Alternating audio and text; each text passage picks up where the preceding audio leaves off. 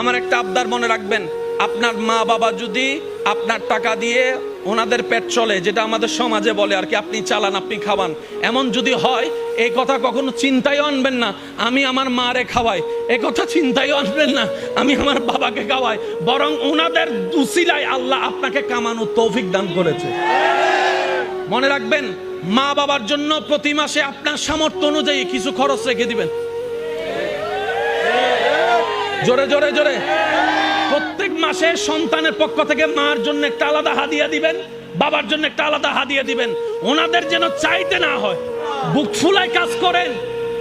মার জন্য দেন, বাবার জন্য দেন। ঘরে বউ থাকলে বউকে বলেন, ও বউ, তোমার মা বাবা রেখে আসছো, আরেক মা বাবা এখানে আছে, আমি আমার জন্মদাতা মা বাবারও খেয়াল রাখবো। ওই মা বাবার কারণে যে তোমাকে পেয়েছি, ওই মা বাবারও খেয়াল রাখার চেষ্টা করব।